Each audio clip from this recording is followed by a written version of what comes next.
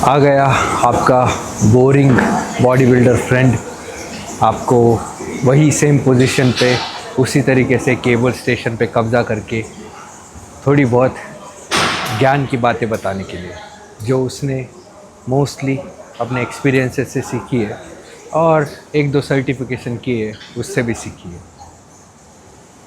अभी जैसा मैंने प्रीवियसली कहा था कि ये हेल्थ फेज़ के बाद मैं स्विच होने वाला हूँ फिर से पुश फेज़ में, जहाँ पे डोसेजेस हायर लेवल पे जाएंगे। बट देख ही रहे हो बाहर बहुत ज़्यादा धूप है, पता नहीं कैमरा में आपको समझ में आ रही होगी कि नहीं, लेकिन जून के महीने में नॉर्मली महाराष्ट्र में काफ़ी ज़्यादा बारिश होती है। लेकिन यहाँ बारिश हो के हट गई, लेकिन ऐसा लग रहा है कि बारिश कुछ दिनों के लिए मेहमान बन के आई थी और वापस से फिर से जो समर सीज़न है वो स्टार्ट हो गया है। तो भाई वेदर बहुत ही कंफ्यूजिंग चल रही है, और अगर इस टाइम में मैं ट्रेन चलाऊंगा, मन तो बहुत है चलाने का, क्योंकि अभी तो ऑप्शन ही नहीं है। सेटअप में काफ़ी ज़्यादा इन्वेस्ट कर दिया है और भैया जीएच के लिए अभी के लिए थोड़े फाइनेंशियल प्लानिंग के हिसाब से बजट नहीं है। तो इस वजह से हम टेस्ट ट्रेन एनाड्रॉल पे शिफ्ट होने वाले हैं। लेकिन ट्रेन पे ऑलरेडी काफ़ी ज़्यादा स्वेटिंग बढ़ जाती है, रिज़ल्ट तो बहुत आएगी लेकिन चिड़चिड़ बहुत ज़्यादा होगी। नॉर्मली मुझे तो ट्रेन के टाइम पे बहुत ज़्यादा चिड़चिड़ तो हुई नहीं है, जैसा मैंने पहले बोला। उल्टा मैं ट्रेन पे ना थोड़ा सा ऐसा कंफ्यूजिंग टाइप बन जाता हूँ कि मैं ये चीज़ कर सकता हूँ कि नहीं। तो अलग अलग बंदे के इसमें अलग अलग तरीके से वो कंपाउंड रिस्पॉन्ड करता है। और 19 नॉर के जो भी कंपाउंड्स है ना, वो बहुत अनप्रिडिक्टेबल होते हैं मतलब किस बंदे पे कैसा रिएक्शन दे। कुछ कुछ लोग तो भाई गे भी बन चुके हैं उस पर, ओपनली आके बोला है बॉडी बिल्डर्स ने। तो बहुत ख़तरनाक है। तो हर किसी बंदे पे वो अलग अलग तरीके से रिएक्ट करता है। तो इसलिए भाई आपकी पर्सनैलिटी जैसी है ना, वो वैसा आपको बना देता है। अब जैसे कि मेरे केस में देखा होगा, मुझे लोग बोलते हैं कि भाई 2026 में ही खेलो, 27 की तैयारी क्यों करते हो। मैं बचपन से अंडर कॉन्फिडेंट रहा हूँ, तो उस वजह से क्या हुआ, ट्रेन मैंने 100 mg से ज़्यादा आज तक नहीं चलाया, इस बार ही चलाने वाला। लेकिन जब चलाया था तब बहुत ज़्यादा अंडर कॉन्फिडेंट हो गया था। वैसे ही अगर आप अंदर से बहुत ज़्यादा एरोगेंट हो, गुस्सेल हो, या फिर जैसे गे हो, तो जो आप हो ना, वो आपका असली चेहरा सामने ला के रख देता है। तो ऐसा कंपाउंड है वो। और वैसी ही सिमिलर चीज़ें कुछ कुछ एनपीपी वगैरह पे भी होती है, लेकिन थोड़ा कम अमाउंट में। ट्रेस्टोलॉन और ट्रेन ये बहुत ज़्यादा ख़तरनाक है इस मामले में, आपकी असल पर्सनैलिटी आपके ऊपर से पूरा फ़िल्टर हटा देने में। तो मेरा भी थोड़ा थोड़ा, आप अगर उस टाइम के वीडियोस देखोगे, जैसे जैसे मैं कॉन्टेस्ट प्रेप के पास में जा रहा था, last NS contest prep phase में, तो मैं भी बहुत ज़्यादा अंडर कॉन्फिडेंट होते ही जा रहा था। और जिस वजह से मैंने कुछ गलतियाँ भी की उस टाइम में, तो मैं अभी सीख चुका हूँ कि भाई उसको कैसे मैनेज करना है, और आगे भी सीखना ही है। तो चलो भाई, अभी शुरुआत करते हैं हमारा फर्स्ट सेट।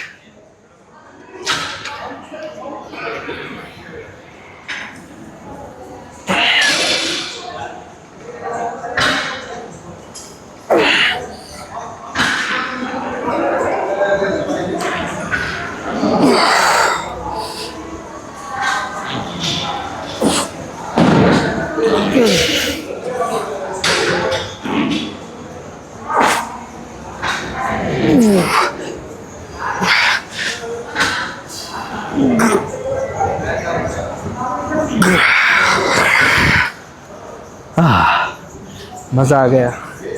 मज़े की बात तो ये है कि इतनी बोरिंग लाइफस्टाइल, वही सेम खाना खा के, कई बार आउटकम वो नहीं निकलता है जो आप चाहते हो, चाहे फिर वो प्लेसिंग से रिलेटेड हो, या फिर आपकी फिज़िक्स से रिलेटेड हो।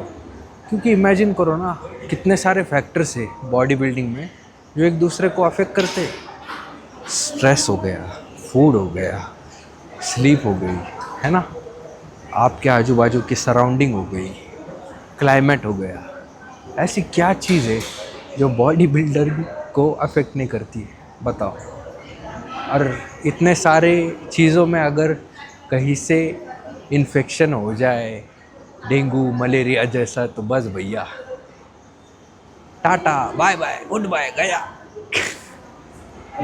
भाई साहब। तो इस सब में से जो आग का दरिया है उसको तैर के बॉडी बिल्डर पार जाता है, और उस पार जाने के बाद क्या मिलता है उसको।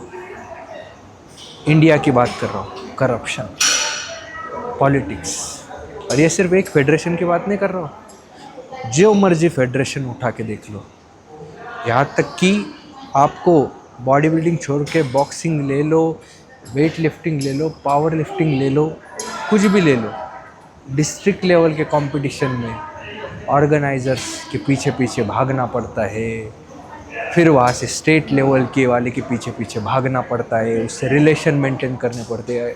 अच्छी चीज़ को आप अच्छा कहोगे तब तक आप अच्छे हो, बुरी चीज़ को जैसे आप पॉइंट आउट करोगे कि ये सही होनी चाहिए, वैसे आप उस ऑर्गेनाइजर्स के या ऑफिशियल्स के नज़रों में गिर जाओगे। क्या बच जाती बॉडी बिल्डर की आइडेंटिटी? कुछ भी नहीं। बड़े बड़े टाइटल्स लेके वो बॉडी बिल्डर अंदर से ही मरता रहता है। यार इस प्रोसेस में मैं कहाँ खो गया। तो टफ है भाई।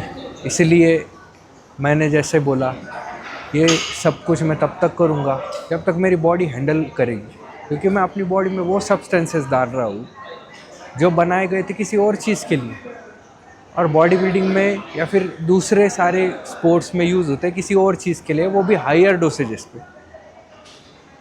एक ना एक दिन तो उसका हार्म होना है। तो भैया जब तक बॉडी हैंडल कर रही है, अगर भगवान जी ने चाहा तो बन जाएगा हमारा भी नाम इसमें, अगर नहीं बना तो भी कोई बात नहीं।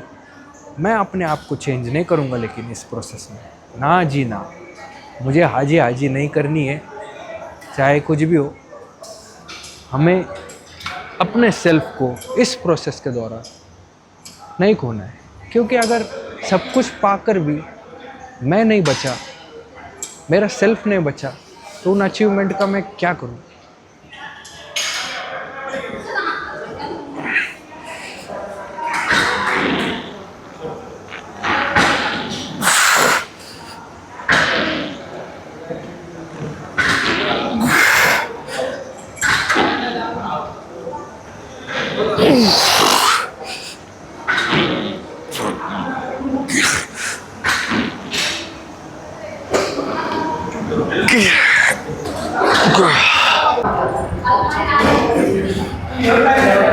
आपको तो लगता होगा कि आगे जाके समझ लो IFBB में आप खेलोगे, तो तब तो ऑब्वियसली रिस्ट्रिक्शंस बनते कि बहुत बड़े लेवल का प्रो बन गया, उसके बाद अगर तू दूसरे फेडरेशन में खेलेगा तो भाई तेरा प्रो कार्ड तो जाना ही चाहिए।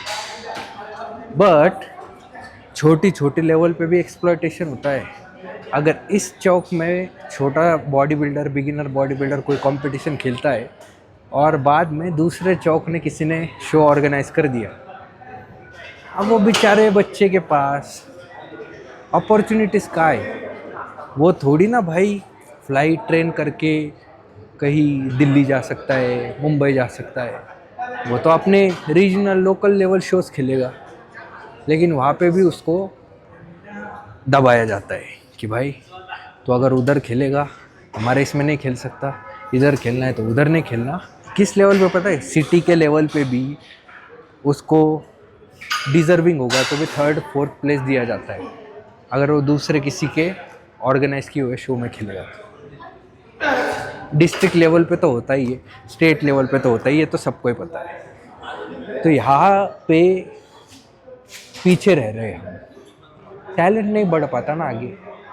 बंदा बहुत आगे बढ़ने से पहले ही गिव अप कर देता है। अब कुछ लोग होते हैं मेरे जैसे पागल, जिनको फ़र्क नहीं पड़ता क्या प्लेसिंग आए क्या नहीं आए, उनको बस अपनी जर्नी से प्यार है, कर रहे हैं जब तक थोड़ा बहुत पैसा कमा रहे हैं, थोड़ा बहुत पैशन है, बॉडी साथ दे रही है। एक ना एक दिन तो मेरी बॉडी भी साथ देना बंद करेगी ना।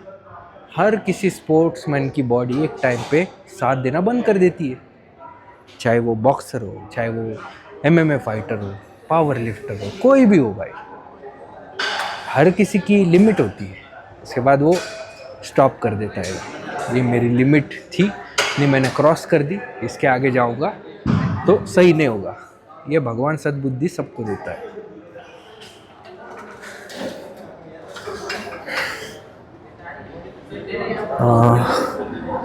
कितने रेप्स थे हमारे लास्ट टाइम? 9 रेप्स।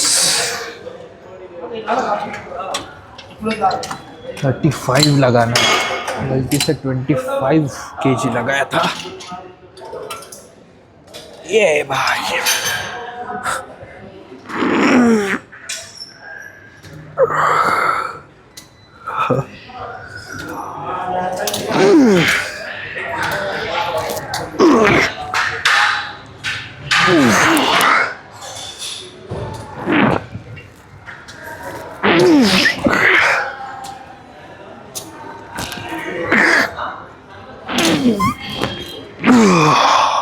तो फिर अब आप बोल रहे होगे क्या ही भाई बॉडी बिल्डर क्लियर होना कर रहा है, बॉडी बिल्डर की साइड ले रहा है, उनको तो इतना सारा पैसा तो मिलता ही मिलता है, स्पॉन्सरशिप से कह लो, प्राइज मनी से बोल लो।